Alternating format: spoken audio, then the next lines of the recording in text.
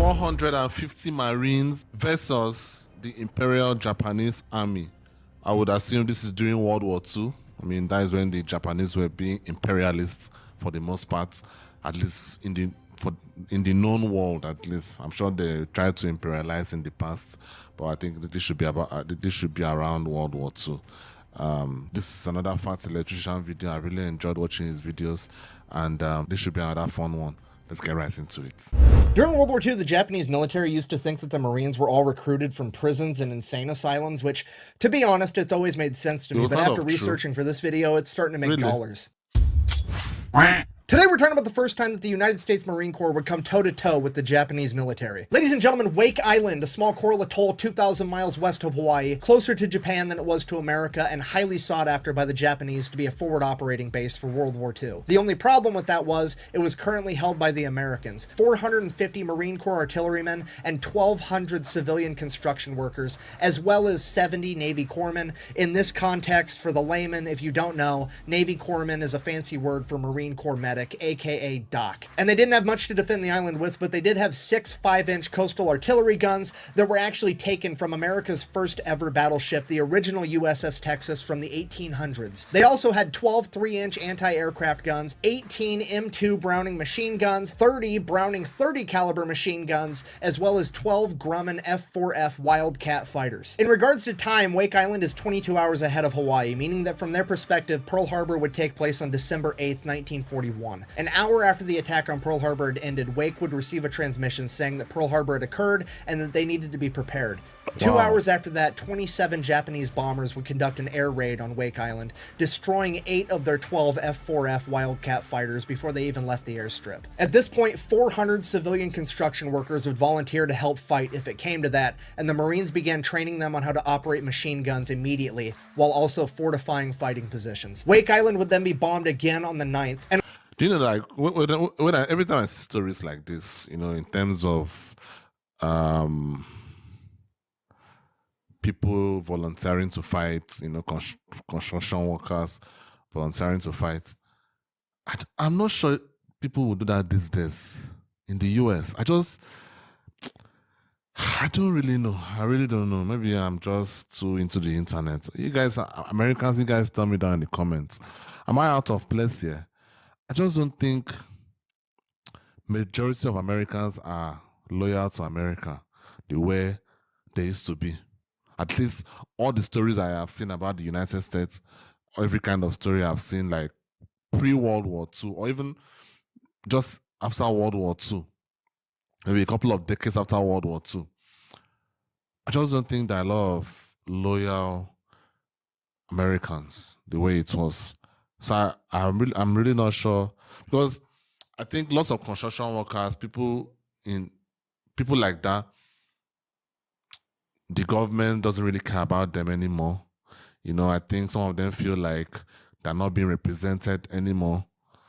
So why would they defend the country if it came to that? Like, I've always felt like this patriotism of a thing.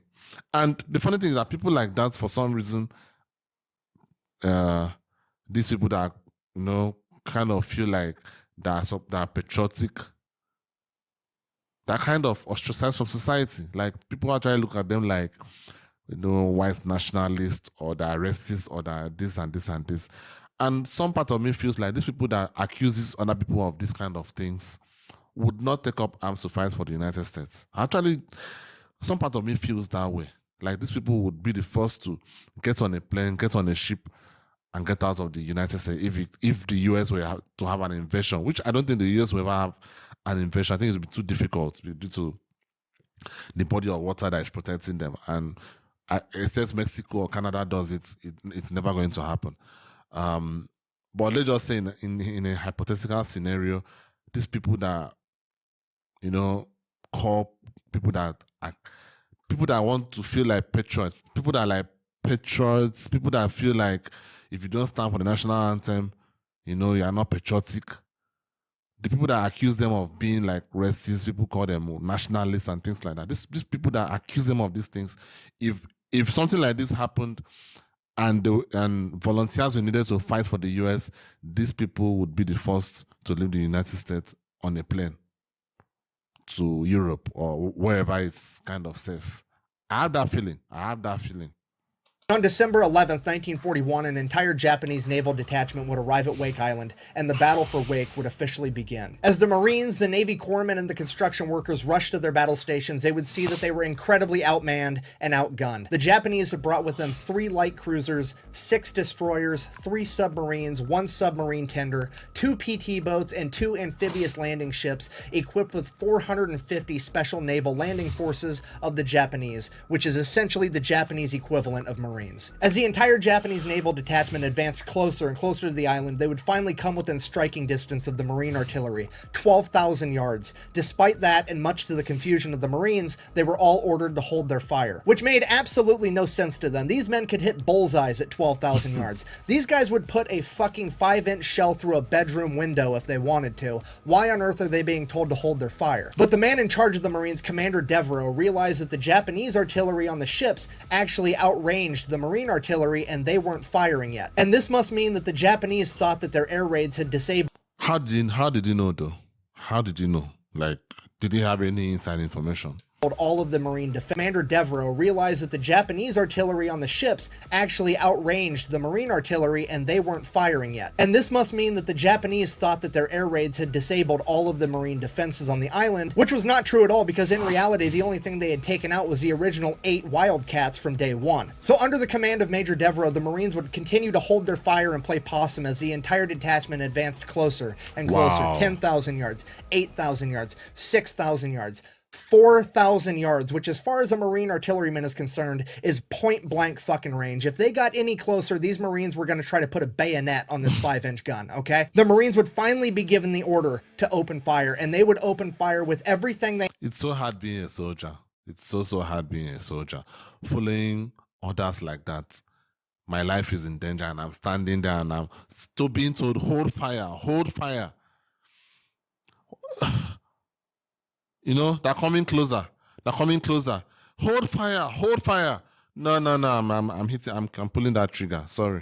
Had and put as many shells downrange as they possibly could, taking the Japanese completely off guard and hitting almost all of their ships with effective fire. In a matter of minutes, they were able to sink one of the destroyers by hitting it twice in its magazine. The destroyer Hayate would be sunk in 12 minutes. And I cannot stress to you what a big deal this is. At this point in time, Japan has effectively attacked Pearl Harbor and 27 other locations in the Pacific, and they have never lost a single naval vessel. And it took the Marine artillerymen 12 minutes to put one completely under the waterline. Panicking and not knowing what to do, the Japanese naval detachment would turn and retreat. And it is at this point that they would realize that they made a fatal flaw in their attack strategy, because they didn't bring a carrier and they brought no planes for air support. Cue this man, Henry Elrod, aka Hammer and Hank, and one of the first main characters that would ever enter the battlefield in World War II on America's behalf. Himself and the other 3 Grumman Wildcat fighters would take off into the sky. They would realize that the Japanese naval detachment came with no carrier and no airplanes overhead,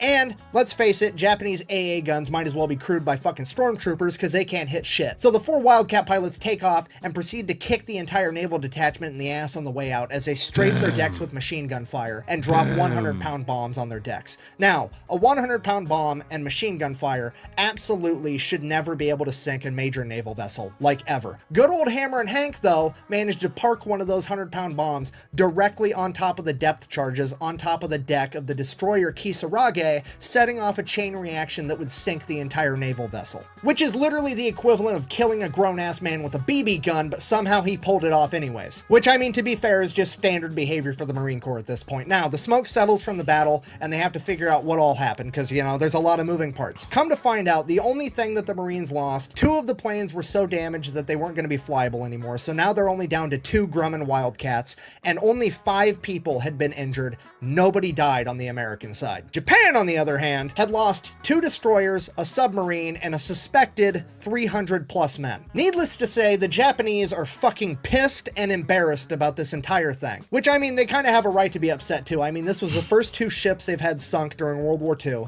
This was the first tactical loss they've had, and this is the only successful amphibious landing defense using coastal artillery ever in all of World War II. They straight up kind of got their asses whooped. And because they're so upset, they pretty much immediately sent out another air raid from the Marshall Islands and bombed Wake Island again. And they continued to bomb Wake Island every day for the next 10 days. Thankfully, they still didn't manage to hit a whole lot. Total stormtrooper energy, just misses every single time. And during this 10 days, the American people would find out that 450 Marines and a bunch of construction workers stood up to the Japanese Navy and told them to get fucked. And this became the silver lining for the catastrophe that was Pearl Harbor. Wake Island was a shining example that the American public looked to and said, if those 450 dudes were able to accomplish that when they weren't ready, imagine what we're going to be able to do once we actually start trying. This victory, unfortunately, would be short-lived because it is now a race between Japan and America to see who can get reinforcements to Wake Island first. The problem with that is the Japanese reinforcements are coming from all their other successful attack missions, including Pearl Harbor, so they have a huge head start on the Americans. So obviously they get all of their ships there first. So the Marines call up the Navy chain of command and are like, hey, there's a bunch of more Japanese ships here, including some aircraft carriers. Hurry up. At which point, the United States Navy, or maybe not the Navy, but the government, somebody at a high level decides that, well, we don't want to lose any more ships, so we're just going to consider all of Wake Island collateral damage, and we're going to leave all of you there to die. Damn. I wish I was joking. So the first battle for Wake Island... Wow, that is horrible. I know it's a war. Collateral damage is expected, but imagine being one of those soldiers, one of those men. Your government just abandons. I mean, that is ridiculous, man. I know. That is ridiculous. Maybe this is why I'm not a soldier. Like, I would feel so betrayed by my government. I would feel so betrayed. And I'll probably try to revenge, to be honest. I'll try to revenge. So that's why I'm not in any sort of army or a gang or a cult or any of that, because that brotherhood or being in a brotherhood like that, any level of betrayal that I get, there has to be some revenge. So I can't join things like that. Was on December 11th. They then got bombed every day for 10 days straight. It is now December 22nd. They have all been left there to die, except these are United States Marines, so fuck it, we're still gonna fight anyways, because that's just how they get down. So December 22nd, 1941, the second battle for Wake Island is about to kick off. In the red, white, and blue corner, we have 450 Marine artillerymen, 400 construction workers, and 70 Navy corpsmen, going toe-to-toe with a reinforced Japanese Navy of 3 light cruisers, 6 destroyers, 2 PT boats, 2 amphibious landing vehicles, a bunch of more amphibious landing soldiers, 1 submarine tender, 2 submarines, 4 heavy cruisers, 2 mine layers, and 2 aircraft carriers returning from Pearl Harbor, the IJN Hear You and the IJN See You. Apparently the IJN Smell You and Taste You were fucking busy. And now, to the Marine Corps' surprise, the entire naval detachment refuses to get anywhere near this island, not willing to come within 12,000 yards because they don't want to get shot up by accurate Marine artillery fire again. So instead, what they do is they send out their 2 amphibious landing ships with 900 soldiers on them, and they deploy every single plane that their aircraft carriers have. The 2 remaining Marine Corps Wildcat fighters are about to go toe-to-toe with 50 Japanese aircraft. And somehow, those 2 badass Marine aviators managed to shoot down 21 Japanese planes, one of which was the bomber of Bombardier Norobu Kanai, the man that was credited with sinking the USS Arizona. This would be considered the first ever revenge for Pearl Harbor. The remaining Japanese planes then proceeded to bomb and strafe the island with machine gun fire. They didn't really do a whole lot of damage, but one thing they did take out was the communication lines leaving the command bunker where Major Devereaux was. And nobody knew that that had happened, so Major Devereaux's inside of his bunker giving orders, but nobody's hearing them. So when the 900 Japanese Special Naval Landing Forces landed on the beach and they weren't given any orders, the Marines are kind of like, what are we doing? What's the play? No orders came through, so they're gonna do what Marines do best, be default aggressive, and go fuck shit up. Given a lack of instruction, they will resort to destruction every single time. The Marines on their own accord decide that they are going to fix bayonets, leave the machine guns and fortified fighting positions with the civilians that they trained, and they are gonna go meet a 2-to-1 battle against the Japanese Special Landing Forces on the beach in the middle of bumfuck nowhere in the Pacific. One of these 2 groups is the best amphibious fighting force on Earth, and they are about to figure it out right now. For the next 11 hours, the Marine Corps and the Japanese Special Landing Forces would engage in close combat, and not only were the Marines successful at defending, they would begin launching counterattacks, and these counterattacks would fracture the enemy line, sending small groups of enemy soldiers all over the island. It is at this point, after like 11 hours, Commander Devereaux finally comes out of his fucking bunker after not hearing from anyone this entire time, and in his head, he's thinking all of the positions that had radios must have been overrun. That's why they're not responding to me, so he's anticipating that they're losing. And as soon as he walks out of the bunker, he sees Japanese flags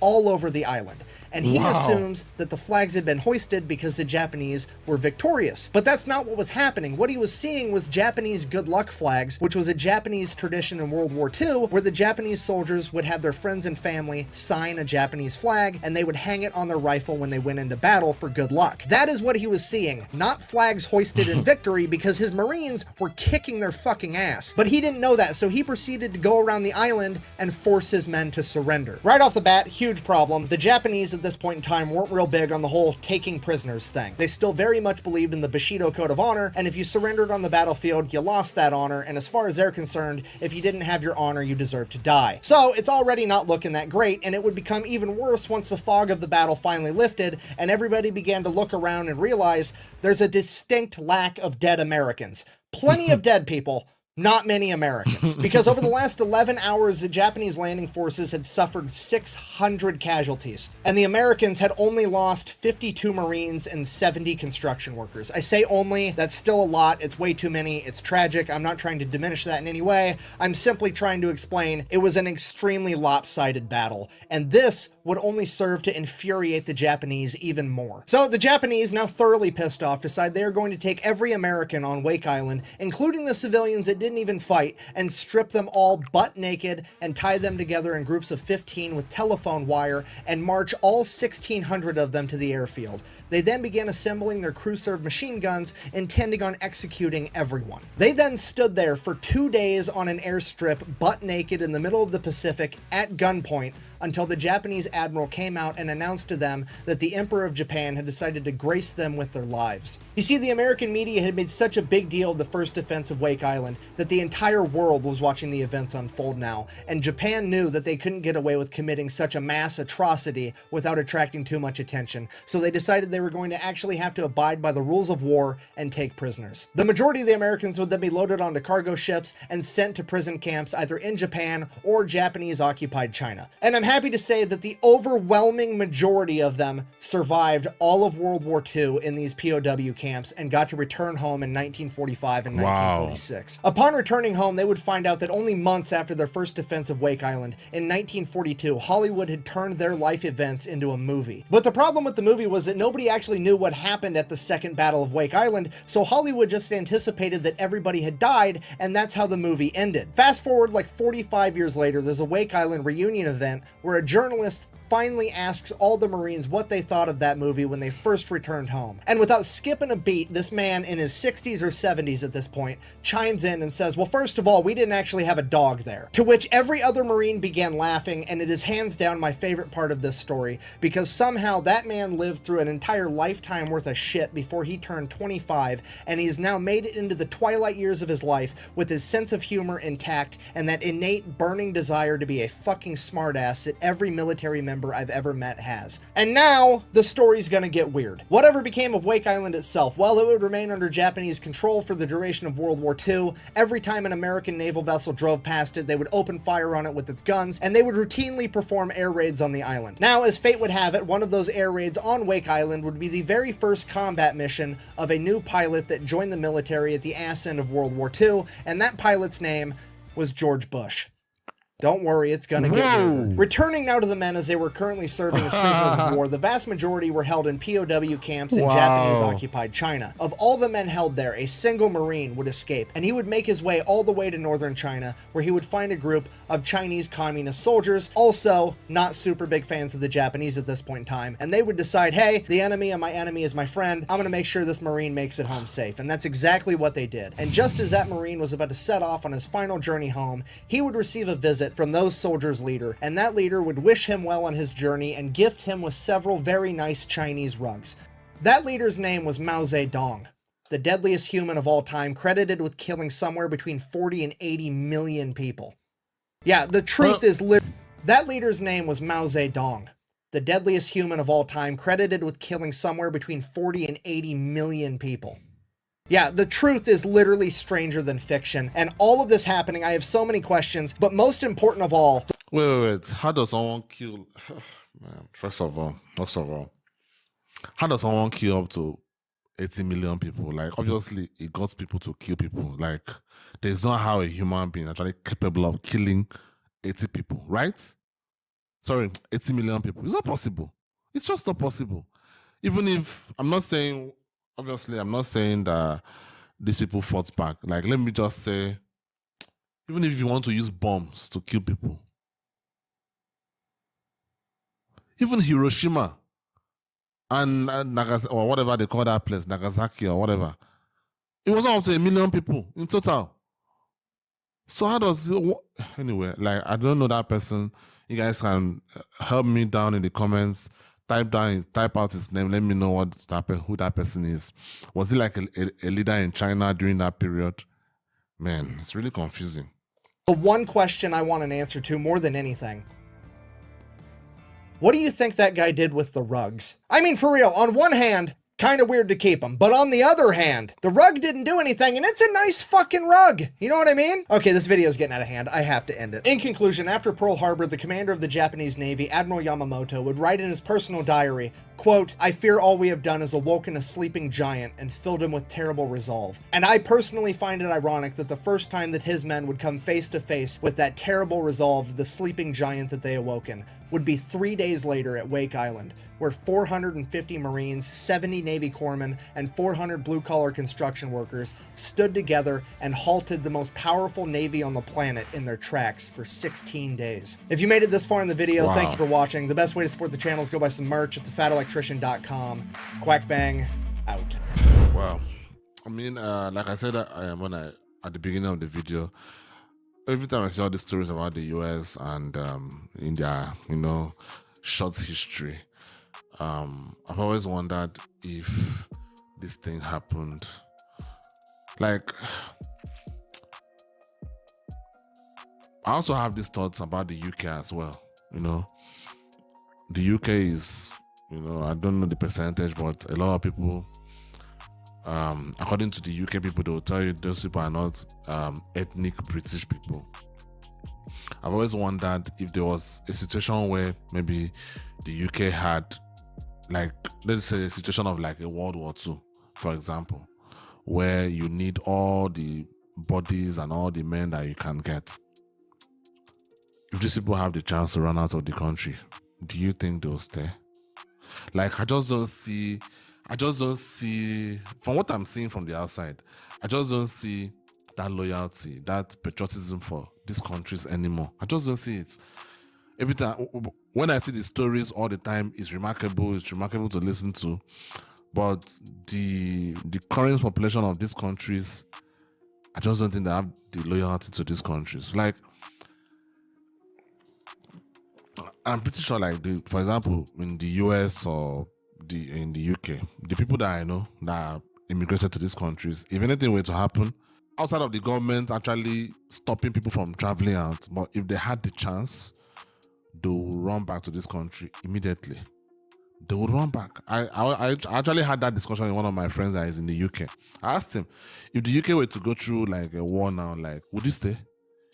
He was saying, I don't know, he was trying to now deflect the question, but he couldn't answer directly. But he would not stay. The fact that he didn't say immediately that he would stay, obviously he won't stay. If he had the chance, he would get on the first flight back to Nigeria and abandon the UK. So, like, sometimes I think about all this, and it makes me sound like, some kind of, I don't know, since I'm a black person, so you can't really call me a racist towards black people, but maybe you would say I'm a self-hater, whatever people used to say. But as you guys know, on this channel, I'm always a very logical person. I always try to think logically. This is not an emotional tirade. This is just a logical conversation that I'm having with myself and you guys right now. A lot of these people will just run back to their countries of origin. That's it. A lot of them. And even the ones that don't have countries of origin, I just don't see this blind loyalty, because to me this is blind loyalty. It's blind loyalty to a country. Like I just don't. So because sometimes I sit down. Sometimes I sit down and think about it. What has the country really done for you that you want to die for it? Like, let's be real. You are born into the country. Like, it's not like you chose it. You were born into it. So you are automatically a citizen of this country because you were born into that country. What has the country done for you? Like, for the most part, what have they done for you? You work your asses off. You pay taxes, which the government's go around wasting anyways. So what have they done for you that would make you to want to fight and defend the country and die for it? Like, sometimes I sit down and think about this. Like, I just don't think a lot of people in the modern times have this mentality. It's like this mentality has been lost. This how would I call it? This patriotism. Like, the world is a globalized place now. There is no, and people always talk about the fact that that globalization is good. Yeah, it's good, but some part of it, we being globalized, almost means that people are not patriotic to their countries like that. That's just what I see in the current generation of young people, like the people that will probably have to fight, the people that are in the fighting age people. I just don't think they have that loyalty. If they have the chance, they'll run out. Except it happens like the way it's happened in Ukraine, where they are forced to fight. You know, for example, the way Israelis have this loyalty to Israel, even though they're staying in the US, wherever they are, it's Israel first before the country that they are second. It's Israel first. And I actually admire it. I admire that loyalty that they have to Israel.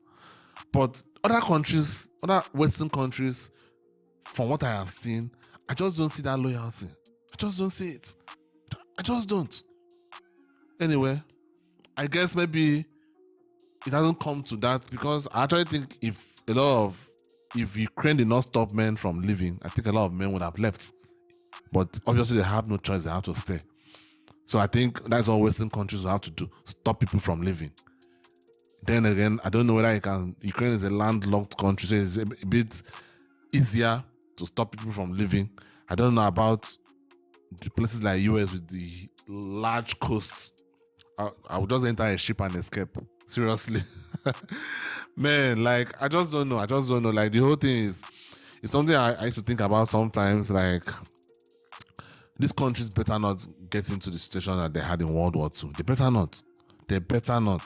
Good enough with the nuclear weapons and all the machineries that we have now for warfare. Maybe the human life is not really needed. So, you know, all you need is your army, and they can handle everything. But if it comes to a point where people, normal civilians, construction workers, people like that kind of delusioned about the country in itself, like, would they actually want to take up arms and risk dying for the country that in their mind haven't really done anything for them? Let me know what you guys think about all this, what I'm saying down in the comment. I would like to know what you guys think. This is a really interesting thought I've always had in my head, and I would like to also know what you guys think about it. Anyway, let me know what you think down in the comments. I'll see you on the next one. Peace.